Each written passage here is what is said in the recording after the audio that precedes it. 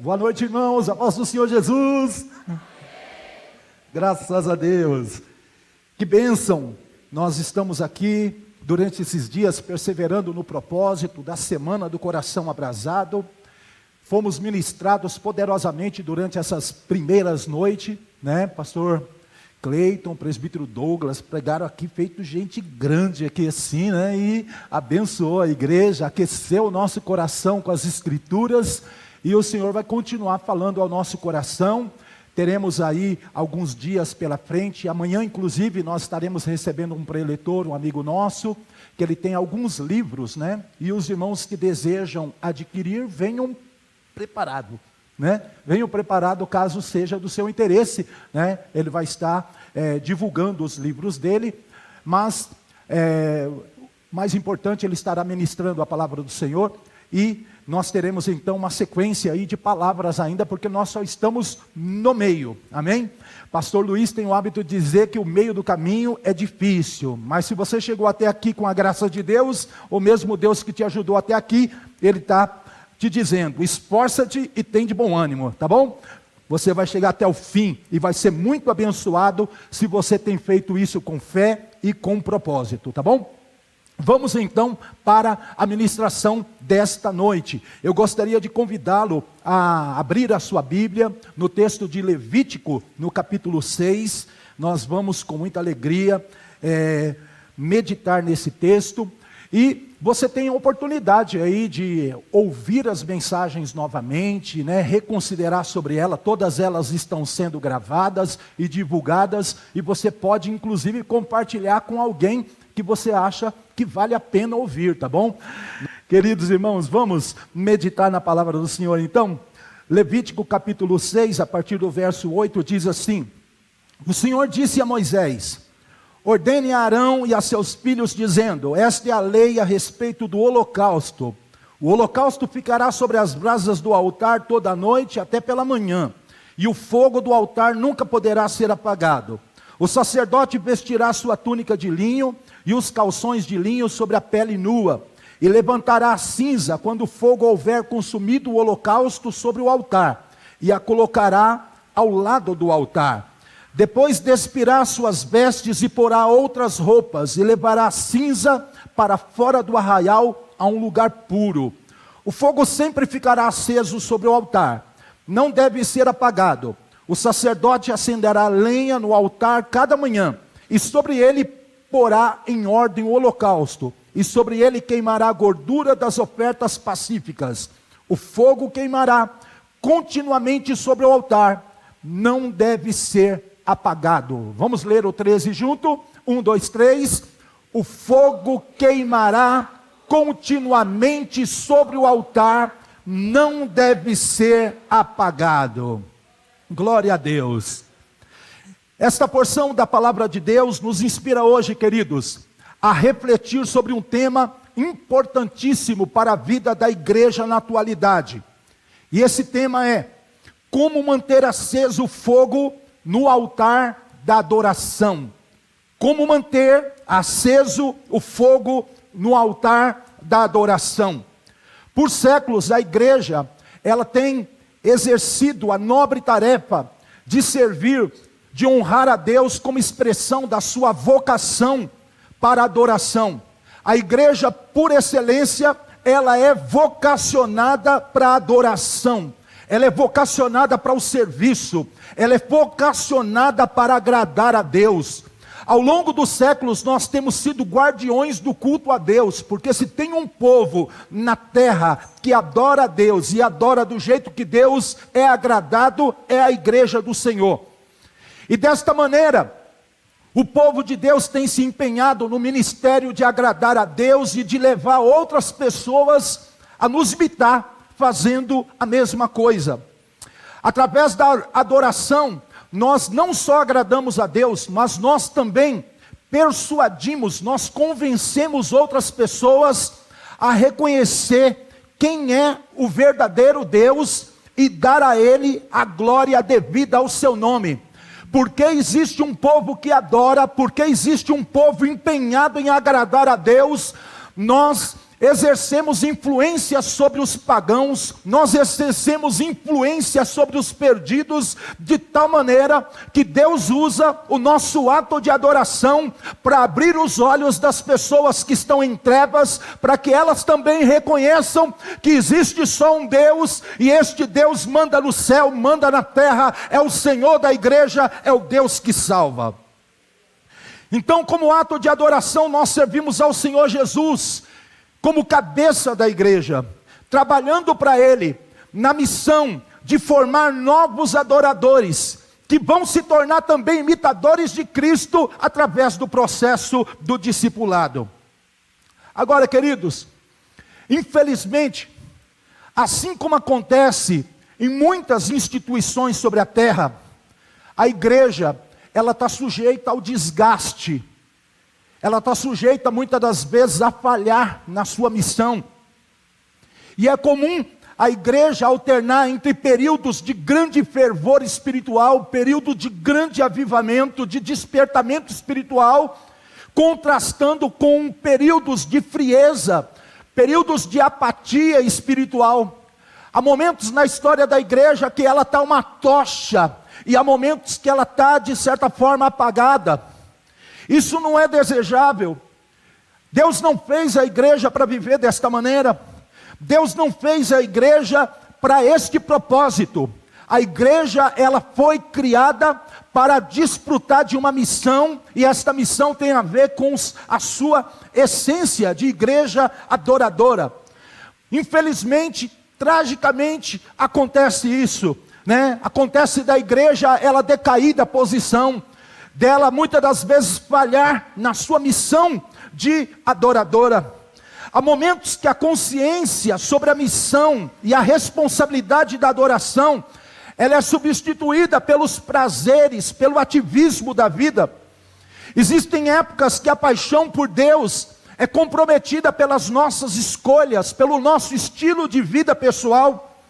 Existem períodos na vida da igreja que o zelo pela adoração é prejudicado, né? O altar é deixado de lado, o sacrifício como expressão de culto é negligenciado. E quando isso acontece, queridos, é perceptível, é notável o impacto sobre o modo de vida, sobre o ministério da igreja. Fica muito claro quando a igreja não está fazendo aquilo para o qual ela foi chamada. Fica muito evidente quando a igreja, ela falha em exercer o seu ministério de igreja adoradora. Quando a adoração é deixada de lado, quando ela é conduzida de maneira errada, a fé é prejudicada, a disposição para o trabalho do reino é comprometida. A frieza espiritual ocupa lugares nos nossos corações. O apetite pelas coisas de Deus, pelas coisas do céu, é substituída pelas coisas passageiras da vida.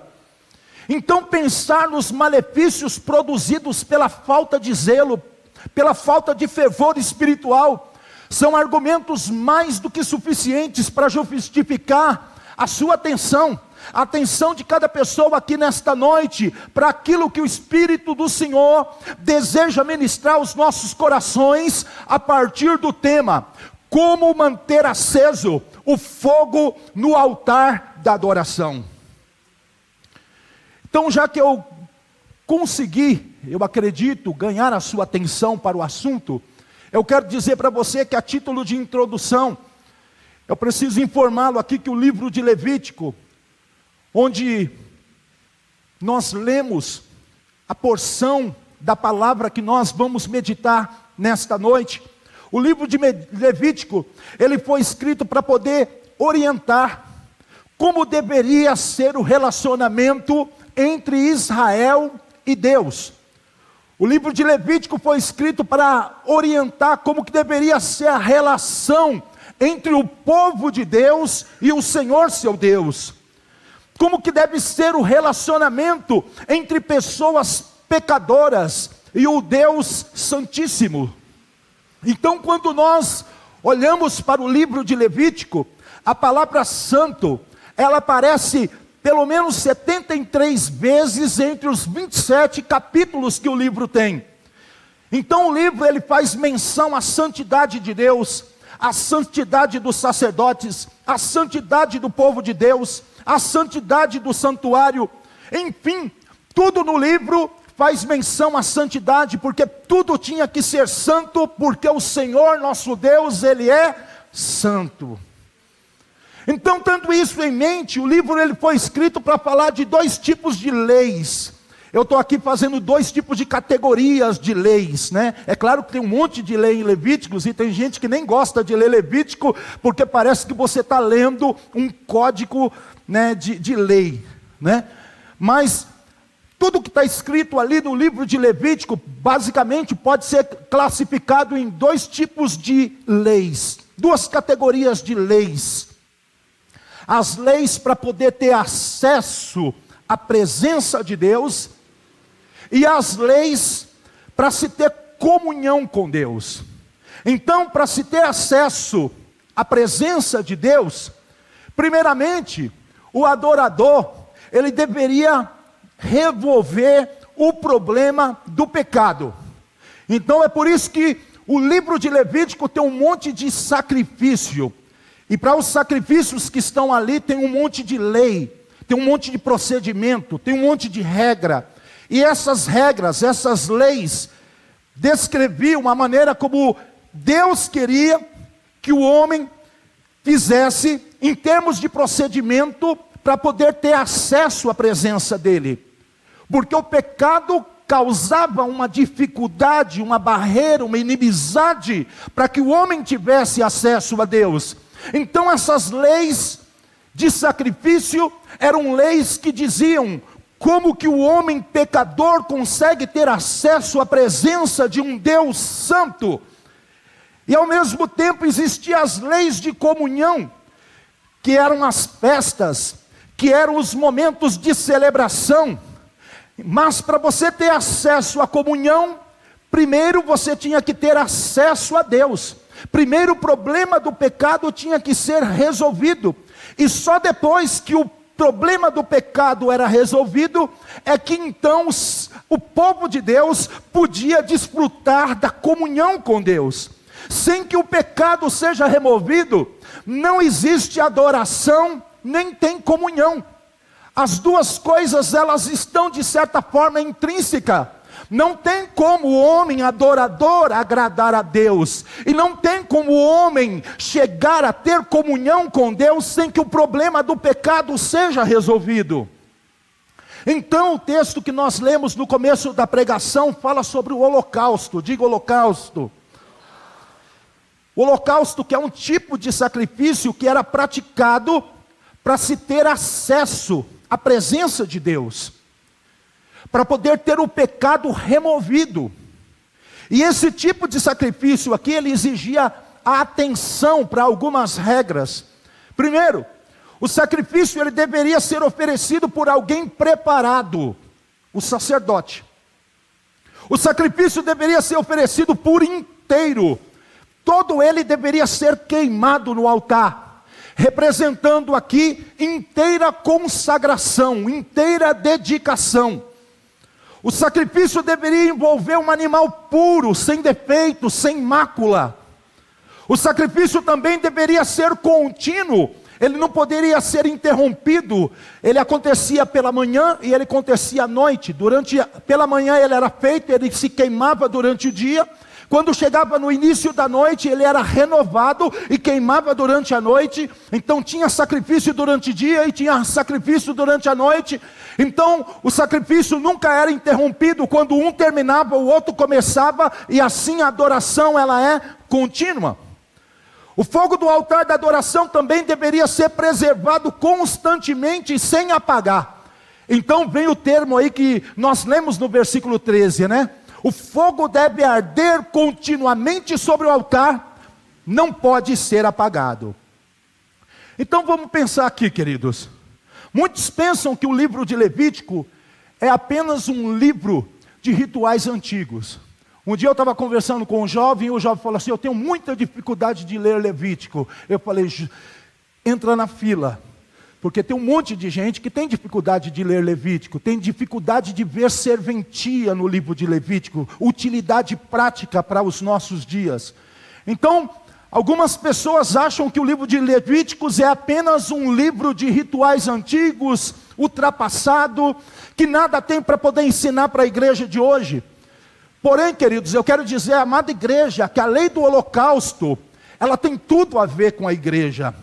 O que está no livro de Levítico tem tudo a ver com Jesus, e tem tudo a ver com o ministério da igreja. A lei do holocausto, ela aponta para uma realidade profética, que expressa a vontade de Deus para a vida da igreja. Portanto, o livro de Levítico é um livro atual, é um livro que fala aos nossos corações, é palavra de Deus, é poderosa, e se nós entendermos a mensagem do livro de Levítico, especialmente aquilo que Deus quer falar para nós hoje, nós vamos mudar a nossa maneira de nos relacionar com Deus, com a sua obra, com o ministério. Então, quando nós olhamos aqui para o livro de Levítico, a gente pensa aqui numa realidade profética, que ela só seria cumprida perfeitamente na pessoa de nosso Senhor Jesus Cristo. O livro de Hebreus, no capítulo 10, que é o primo de Levítico, né? Você não pode ler Levítico sem ler Hebreus. Vai ensinar que as leis, que as festas, que os sacrifícios que tinha lá no Antigo Testamento são sombra dos bens futuros, sombra de uma graça futura que seria derramada sobre a humanidade. Sombra de uma graça futura que seria derramada abundantemente através de Jesus, no tempo certo, na plenitude dos tempos, quando o Filho de Deus viesse e se manifestasse com poder e glória no mundo. Então esses sacrifícios que estão lá no Antigo Testamento, no capítulo 10 de Hebreus, vai dizer muito claramente que esses sacrifícios por si só, eles eram incapazes de aperfeiçoar alguém, era capaz de transformar alguém. Aqueles que o praticavam não seriam mudados só pelo sacrifício, mas pelo Espírito, para o qual esses sacrifícios apontavam, que é para o Espírito de Cristo, que é para aquilo que Jesus, as promessas que Jesus cumpriria na vida do seu povo. Então, queridos, esses sacrifícios do Antigo Testamento, eles não tinham como finalidade ser a solução definitiva do problema do pecado. Não tinham como finalidade ser a solução definitiva para o problema da humanidade, mas eles tinham a finalidade de apontar, de indicar, de mostrar para uma realidade profética, para um dia, quando o Filho de Deus viria a este mundo, quando viria então o Cordeiro de Deus, que tem o poder de pagar os nossos pecados, de perdoar as nossas ofensas, quando então um dia, um sacrifício mais do que perfeito, seria realizado de uma maneira definitiva, de uma maneira cabal, para todo sempre, e esse sacrifício nos daria acesso à presença de Deus. Então, tudo que está dizendo no livro de Levítico é para apontar, é para mostrar, é para indicar a nossa atenção para a resposta perfeita de Deus. E a resposta perfeita de Deus se chama Jesus. Jesus é a resposta perfeita de Deus para todos nós. Então, queridos, a única maneira de nós conseguirmos praticar o mandamento que está aí no livro de Levítico, que nós lemos aqui, manter o fogo aceso no altar. A única forma de nós não deixarmos esse fogo apagar, o fogo da adoração, a única forma de nós praticarmos esse ensinamento do livro de Levítico, primeiramente é entender o que Jesus fez pela vida da igreja. E segundo, praticar o que o Senhor espera da sua igreja. E é sobre isso que eu quero falar aqui. Eu quero falar o que Jesus fez pela sua igreja. E eu quero falar sobre aquilo que Deus espera da igreja. E à medida que você entende o que Deus fez por você e o que Ele espera de você, isso vai alimentar, isso vai retroalimentar o fogo da adoração, e o fogo não vai apagar se nós olharmos para esta realidade que Cristo quer da sua igreja. Primeiramente, a igreja mantém o fogo da adoração quando ela entende o que Cristo fez por ela. Para que a igreja então, ela possa manter o fogo da adoração continuamente aceso, pegando fogo, sem interrupção. Ela então precisa compreender profundamente o que Jesus fez por ela. Porque o verdadeiro motivo da nossa adoração nasce da revelação da obra salvadora de Jesus por nós. O que eu quero trocar aqui em miúdo é o seguinte: que você só adora a Jesus, você só adora a Deus, porque Ele trabalhou por você, porque Ele te salvou, porque Ele te redimiu, porque Ele te alcançou. É só porque você tem uma consciência da graça de Deus, da salvação de Deus, é que você adora. Quem não entende por que Jesus morreu, por que Jesus veio e o que Ele fez por você, não adora. E se adorar, adora do jeito errado. Mas quanto mais você tem consciência do que Jesus fez na sua vida, você se torna um impetuoso adorador, você se torna um crente impetuoso na adoração. O seu zelo para adoração vai ser muito grande, porque a revelação da obra de Jesus na cruz, o grande amor de Deus revelado no Evangelho por nós, a maneira como a graça de Deus impactou a nossa vida com mudança, gera adorador, levanta adorador, produz adorador. Isso é a obra que o Espírito Santo faz na vida daquele que é salvo.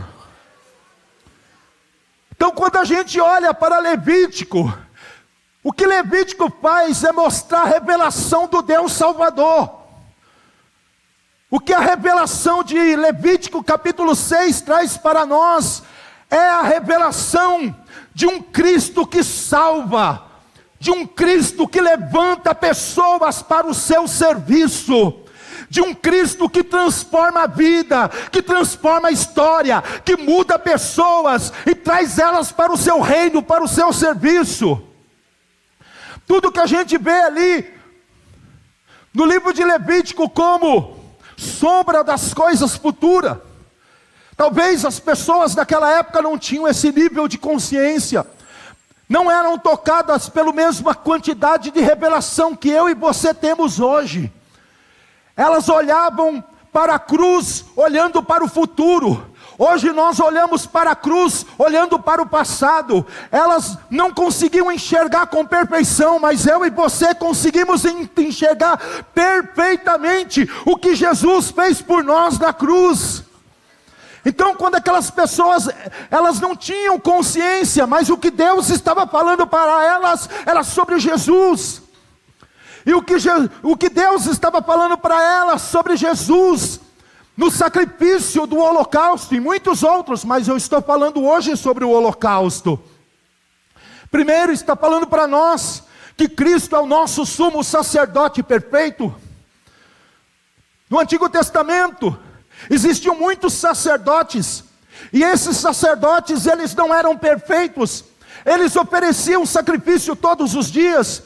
Primeiro eles tinham que oferecer sacrifício pelos seus próprios pecados, e depois então eles tinham que oferecer sacrifício pelo pecado do povo. Mas diferentemente do sacerdócio levítico, Jesus Cristo, Ele ofereceu a si mesmo de uma vez por todas. Ele se entregou de uma maneira definitiva e por inteiro. Então Jesus Cristo, que aparece na figura deste sacerdote, que precisava ser alguém autorizado, que precisava ser alguém competente para oferecer um sacrifício, para mediar a questão do homem e Deus, porque Deus estava lá e o homem estava no pecado aqui, e aqui estava o sacerdote, e o sacerdote tinha que ser alguém competente, tinha que ser alguém capacitado para mediar. Então, diferente daquele sacerdote levítico, que ele tinha pecado, ele tinha falha, mas o ministério desse sacerdote sacerdote apontava para o eterno, para o perfeito, para aquele que viria, e então ele nos uniria com Deus, ele então derrubaria a barreira da inimizade, ele nos reconciliaria com Deus, ele faria a paz de Deus entre os homens. Jesus é o único mediador entre Deus e os homens, e como sumo sacerdote eterno, ele então entrou no Santo dos Santos, lá no lugar santíssimo, não com sangue de animal, mas com o seu próprio sangue, e ali ele conquistou uma poderosa e eterna salvação para a sua igreja. Se você é povo de Deus, aplaude ele aí, porque ele é o dono da glória.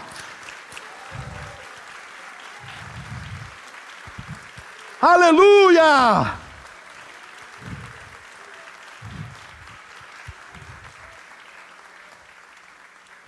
Mas quando você olha para a lei do holocausto, você vê também que a obra de Cristo, ela é perfeita.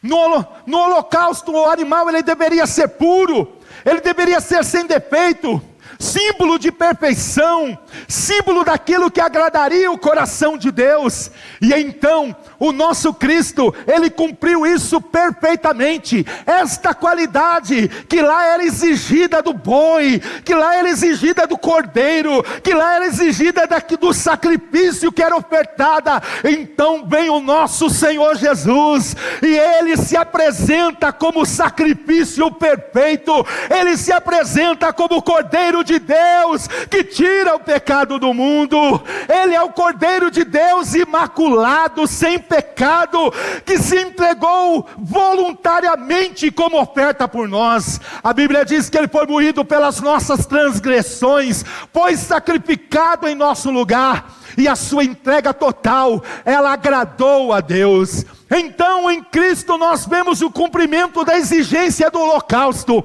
um sacrifício oferecido a Deus em favor do povo, capaz de conectar o pecador a Deus. É Jesus quem faz isso, ele é o sacrifício perfeito.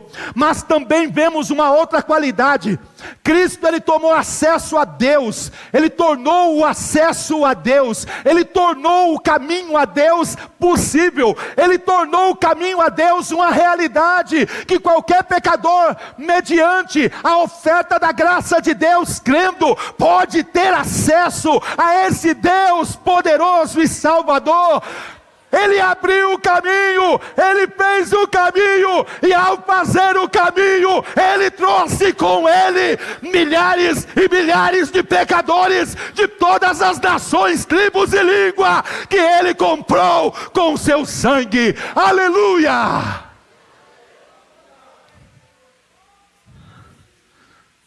Antes apenas o sacerdote podia entrar na presença de Deus, e depois dele fazer então alguns rituais específicos, tinha toda uma parafernália de observação que tinha que ser observada para poder entrar no templo, para poder ir até o lugar santíssimo. Mas então, com a morte de Jesus, o véu do templo foi rasgado de alto a baixo, e agora todo aquele que crê tem acesso ao coração de Deus. Você crê? Você crê? Você crê? Você crê? Então você tem acesso ao coração de Deus. Cristo tornou o acesso possível, mas mais do que isso, Cristo acendeu em nós o verdadeiro fogo da adoração. O verdadeiro fogo da adoração foi produzido por Jesus na nossa vida. O fogo no altar, ele deveria ser mantido continuamente. Isso espiritualmente falando, aponta para uma vida de adoração constante. Mas como adorar constantemente? Como conseguir viver esta vida de anelo? Como conseguir viver esta vida de comunhão com Deus? Cristo tornou isso possível quando ele subiu ao Pai, e ele então ordenou o seu Espírito sobre nós, e agora nós somos habitação do Espírito Santo. Nós somos altar sobre o qual o Espírito de Cristo reina, sobre o qual o Espírito de Cristo governa, sobre o qual o Espírito de Cristo age. Assim como o fogo, ele era sustentado pela lenha diariamente, agora o nosso culto é mantido pela presença do Evangelho, ativada pela comunhão com o Espírito Santo. Todo dia o Espírito do Senhor nos lembra a obra de Cristo. Todo dia o Espírito Santo faz a igreja recordar os feitos de Jesus, e então a igreja se alegra, a igreja vibra, a igreja chora, a igreja ora, a igreja confia, porque a obra que o Espírito Santo está fazendo dentro de nós, está lembrando todas as coisas que Ele fez por nós. Eu quero dizer, queridos, sabendo que a manutenção do fogo do altar da adoração depende da minha e da sua compreensão do que Jesus fez por você, eu sugiro, se você não estiver fazendo, que você faça, que para você não perder esse fogo, para você não deixar de queimar, eu sugiro que você alimente o seu espírito todo dia, com a meditação do Evangelho. Eu sugiro que você leia o Evangelho, eu sugiro que você leia o Evangelho de João, eu sugiro que você leia as porções do Evangelho, porque não tem como você ler as porções do Evangelho e não encantar com a obra de Jesus. Não tem como você ler as porções do Evangelho e o teu coração não pegar fogo por aquilo que Jesus fez por você, pela condição que Cristo te colocou. Você estava perdido nos pecados e delitos, mas Ele te ressuscitou juntamente com Ele na ressurreição e te assentou nos lugares celestiais em Cristo. A igreja triunfa com Ele, a igreja reina com Ele, a igreja governa com Ele, a igreja está unida com Ele, porque Ele fez esta obra maravilhosa por nós. Mas a igreja, ela também mantém o fogo da adoração quando ela entende o que Cristo espera dela. Primeiro você tem que entender o que Cristo fez por você.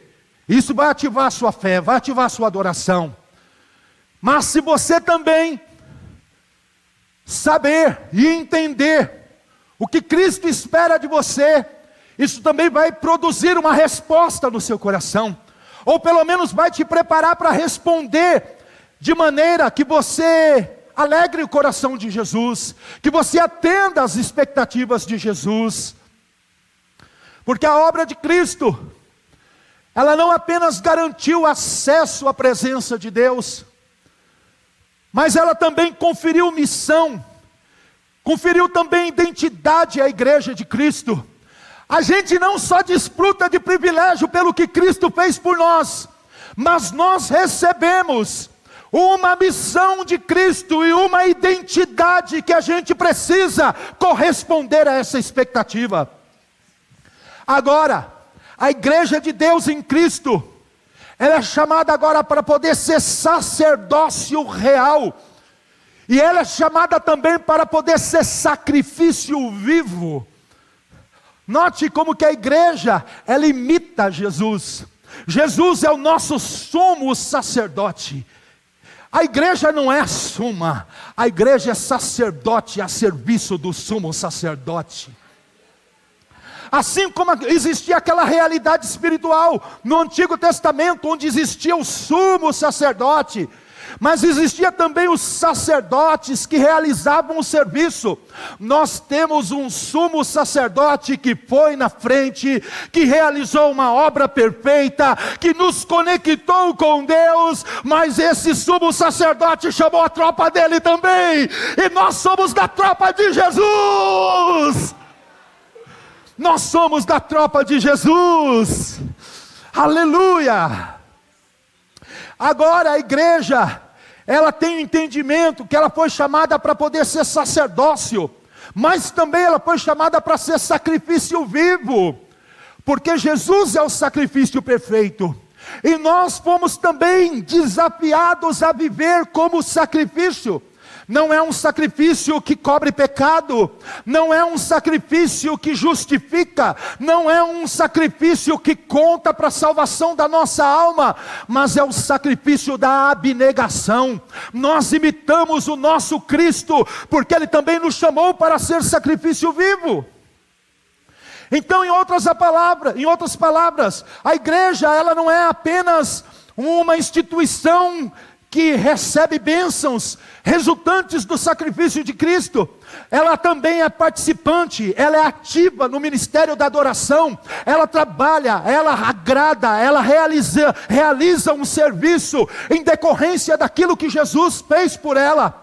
Então aquela mesma graça que alcançou a igreja, é a mesma graça que nos convoca a manter agora o fogo da adoração aceso. É tudo graça, não tem lei aqui não. Pela graça a gente é salvo, e pela graça a gente tem o privilégio de servir. Então agora a gente tem o privilégio de exercer com fidelidade a função de sacerdotes espirituais em favor do nosso Deus, oferecendo nossas vidas como sacrifício santo e agradável a Deus.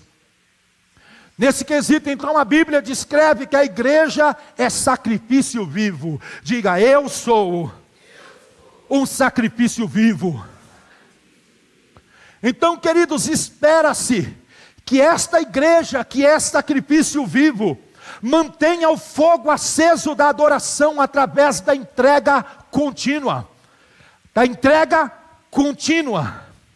Paulo vai dizer para nós em Romanos 12:1: rogo-vos, pois, irmãos, pela misericórdia de Deus, que apresentais os vossos corpos como sacrifício vivo, santo e agradável a Deus, que é o vosso culto racional. Quando Paulo estava falando isso, o tipo de sacrifício que estava na mente de Paulo era o holocausto. Era o holocausto que ele tinha como ideal aqui. Então, lá no Antigo Testamento, o sacrifício era um ato cerimonial, era um ritual. Algumas vezes até banalizado, porque às vezes era mais conveniente para aquelas pessoas daquela época sacrificar do que obedecer. Agora no Novo Testamento não tem como você apresentar sacrifício de conveniência, porque o que Deus quer não é sacrifício de conveniência, Deus quer sacrifício vivo. Deus não quer substituto, Deus quer você. Deus não quer substituto para mim, Deus me quer. Deus não quer substituto para esta igreja. Se esta igreja Deus chamou na graça, Deus quer você, igreja. Deus quer você. Deus não quer um sacrifício morto. Deus não quer que você mande só o seu dinheiro. Deus não quer apenas que você faça alguma coisinha para tapear. Deus quer você. Deus quer você. Eu quero que você imagine hoje os olhos de Deus olhando para você, olhando para o seu coração, olhando para a sua intimidade, dizendo: eu quero você.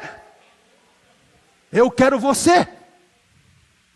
Nós agora somos sacrifício vivo. Nós somos chamados a oferecer a nossa vida inteiramente no altar da obediência, no altar da santidade.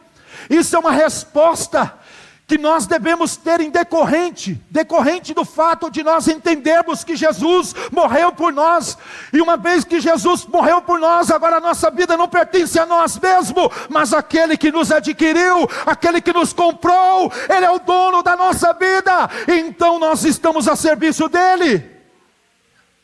Mas a Bíblia, além de descrever a igreja como sacrifício vivo, ela descreve a igreja também como sacerdócio real. Ela descreve a igreja como sacerdócio real. E aí, nós lemos então, na palavra do Senhor, que Deus então espera que nós, como sacerdócio real, nós venhamos manter aceso o fogo da adoração, através desta função nobre, sacerdotal, que Cristo chamou a igreja a praticar. Quando eu falo de sacerdote, eu falo de mediadores. Nós somos mediadores, nós somos intercessores. Não somos como Cristo, mas somos no propósito de Cristo. 1 Pedro 2,9 diz assim: vós sois a geração eleita, o sacerdócio real, a nação santa, o povo adquirido, para que anuncieis as virtudes daquele que vos chamou das trevas para a sua maravilhosa luz. Aqui eu quero que você pense que os sacerdotes do Antigo Testamento, eles eram responsáveis por manter o fogo aceso no altar. Eles não tinham que criar fogo. Quem criava o fogo era Deus, mas eles tinham que manter o fogo aceso no altar. Eles tinham que limpar o altar, eles tinham que oferecer sacrifício, eles tinham que interceder pelo povo. Hoje então a igreja continua no mesmo ministério. Deus tem uma intenção, Deus tem um propósito eterno. Deus não mudou o modo de trabalhar. Hoje a igreja é esse sacerdócio. Nós somos chamados a manter também o ministério da adoração contínua. É a igreja que zela pela glória de Deus, é a igreja que zela pelo fogo do Senhor, é a igreja que zela pela presença de Deus, é a igreja que zela pelos perdidos, para que eles possam se conectar com Deus através da pregação do Evangelho, e para que a glória de Deus seja vista em toda a terra. É o ministério da igreja: proclamar as virtudes de Deus, proclamar a glória de Deus, conectar pessoas através do Evangelho, através do discipulado. Cristo espera então que a sua igreja exerça esse papel com zelo, com diligência, mantendo-se pura, mantendo-se fiel ao ensino da palavra, mantendo-se em comunhão sincera com Deus e com os irmãos, dentro da missão sacerdotal que Cristo deu para a sua igreja. Nós somos chamados a viver então como sacerdotes. Nós somos chamados a orar, a interceder uns pelos outros. Nós somos chamados a interceder pela igreja. Nós somos chamados a interceder para que o reino de Deus se manifeste na terra. Nós somos chamados a ter uma fé viva e viver através desta fé em comunidade, a viver nessa fé conectado com as pessoas. Mas para encerrar, eu quero dizer que a igreja mantém o fogo aceso também quando ela resiste o fogo estranho, quando ela resiste a ideia do fogo estranho. A igreja ela tem que reconhecer que quem acende o fogo é Deus. A ela cabe apenas preservar o que Deus começou.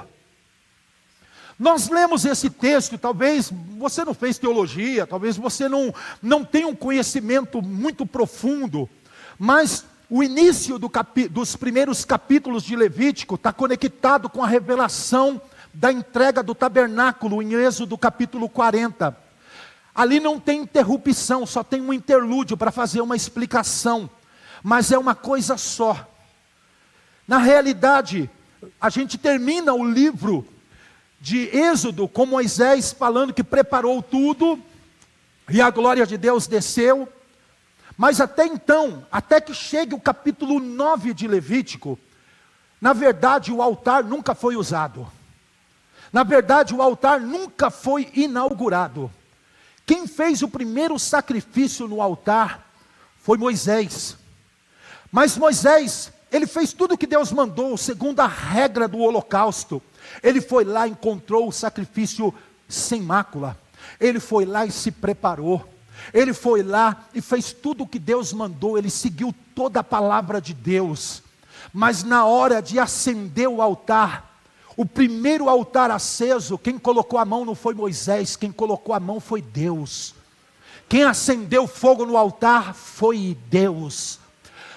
O altar da adoração é obra de Deus, não é obra da Igreja Brasil para Cristo, nem em Ribeirão Pires, nem em nenhum outro lugar do mundo. Não é obra da Assembleia de Deus, não é obra da congregação, não é obra do Batista, não é obra de presbiteriano. O altar da adoração é obra de Deus. Quem acendeu fogo no altar foi Deus, e a Deus coube apenas acender o fogo do altar. E quando Deus acendeu este fogo, significa que Ele aprovou, significa que Ele deu sinal da sua presença, significa que Ele está afirmando: eu estou com vocês, eu vou receber tudo que vocês fizerem sobre este fogo, sobre esta adoração. Então esse fogo aqui, ele não pode ser substituído por outro. Por mais criativo que esse fogo seja, por mais interessante que esse fogo seja, por mais atrativo ou bem intencionado que alguém queira fazer alguma coisa, Deus não aceita adoração com fogo estranho. A adoração que agrada a Deus é a adoração que é feita sob o fogo dele, sobre os fundamentos que Ele estabeleceu para a vida da igreja. Deus não aceita fogo estranho. E o que é fogo estranho? Fogo estranho é uma expressão usada para descrever práticas de culto, prática de espiritualidade, que embora externamente pareça ser inspiradora, porque tem um monte de coisa que a gente vê acontecendo aí, que a gente pensa que é evangelho, que a gente pensa que é culto a Deus, que a gente pensa que tem aparência de sofisticação. Então existem muitas práticas de culto, de espiritualidade, que externamente parece inspiradora, mas não procede da vontade de Deus, não vem do trono de Deus, não é vontade de Deus revelada na Bíblia, em conformidade com as Escrituras. E se não está na palavra, então não é autorizada por Ele. Se não está na palavra, não é expressão do coração dele. Ah, mas o profeta revelou, a profetisa revelou, o bispo revelou, o apóstolo revelou. É anátema, é maldito, porque é outro evangelho, não procede de Deus. E se não procede de Deus, não gera vida. Se não procede de Deus, não gera transformação. Se não procede de Deus, não gera vidas transformadas, casamento transformado, família transformada, caráter transformado, igreja ungida e disposta a servir o Senhor de coração.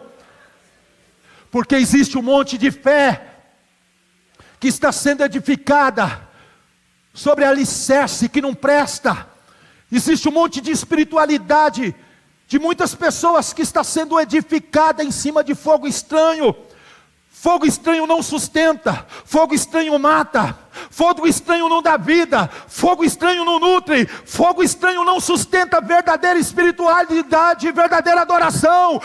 Fogo estranho traz juízo de Deus sobre a igreja, e nós não queremos ser uma igreja de fogo estranho. Nós queremos ser uma igreja que resiste o fogo estranho. Nós queremos ser uma igreja, se tem que acontecer do jeito de Deus. Se tem que acontecer pelo caminho da palavra. Se tem que salvar, é o evangelho que salva. Se tem que ser cheio do Espírito, é Deus quem batiza com o Espírito Santo. É Deus. Não tem espaço aqui. Não tem espaço para manipulação, não tem espaço para emoção, não tem espaço para substituto da obra do Espírito Santo. Ou é o Espírito Santo na veia, ou nada dá certo. Ou é o Espírito Santo na vida da igreja, ou a igreja não rompe.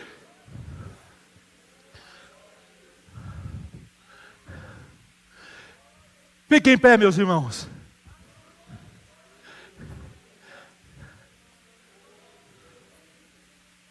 Amado irmão, amada irmã, o fogo da adoração, definitivamente, não é uma chama natural. Não foi criada, fruto da nossa fantasia. O fruto da adoração não é invenção de homem, não é invenção de líder de igreja. O fogo da adoração nasceu no coração de Deus. Foi aceso pela própria mão de Deus. Foi aceso pela própria obra de Deus. E esse Deus então ergueu as suas mãos sobre a igreja. Ele liberou sobre a igreja este fogo, que é a expressão do seu consentimento, é a expressão do seu prazer, é a expressão de que o primeiro sacrifício foi aceito, E o primeiro sacrifício, o sacrifício que muda vidas, é aquele sacrifício que desde sempre ele foi feito. A Bíblia diz que Jesus é o Cordeiro de Deus, imolado desde a fundação do século. Antes de você ser gente, antes da terra existir, já havia um projeto no coração de Deus, um sacrifício restaurador. Quando Deus ordenou fogo sobre a igreja, ele olhou para o altar e viu que quem estava no altar não era cordeiro, não era pomba, não era vaca, não era cabrito, era Jesus. Quem estava no altar era Jesus.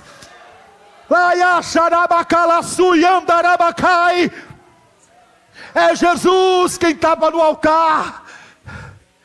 Foi o próprio Deus que acendeu esse fogo. E agora cabe a nós, como igreja de Cristo, não deixa este fogo apagar. O fogo é de Deus. Deus tomou a iniciativa. Deus já deu tudo. Deus já investiu tudo na vida da igreja. A única coisa que eu e você temos que fazer é ser igreja fiel e santa ao Senhor. Nós temos que manter aceso o fogo. Nós temos que manter vivo o fogo. Então hoje eu te desafio para você manter esse fogo aceso. Alimenta ele através da prática da palavra. Guarda a palavra no coração e você vai alimentar esse fogo. Proteja esse fogo com oração, com vigilância espiritual.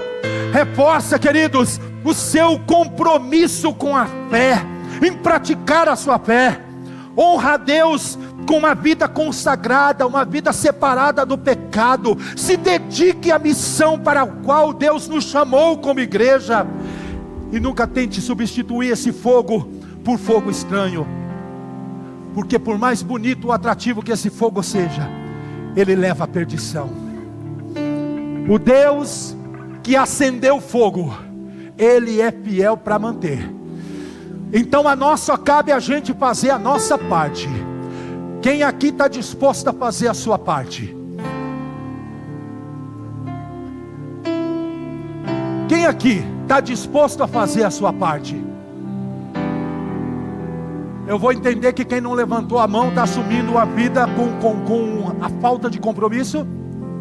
Eu vou entender que quem não levantou a mão, quem não acenou em fé aqui, vai flertar com o compromisso, com a falta de compromisso. Vai continuar flertando com o modo de vida que não agrade a Deus. Não resta outra coisa senão o juízo de Deus. Eu estou falando sério. Não resta outra coisa para quem não assume uma vida de compromisso com Deus, senão um fogo de punição. Porque existe dois fogos: o fogo de Deus, que levanta a gente para adoração, mas tem também um fogo consumidor de Deus que visita a igreja. Existe um fogo de Deus que purifica a igreja. Existe um fogo que tira fora as coisas espúrias, as coisas que atrapalham. Você quer receber que tipo de fogo de Deus nesta noite?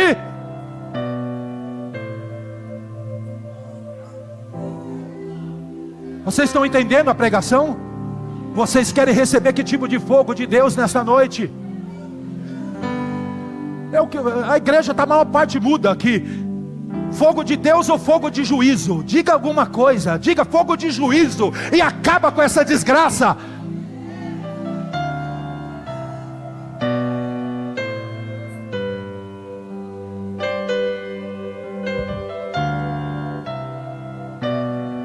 Eu não estou brincando aqui não. Eu não estou brincando aqui não.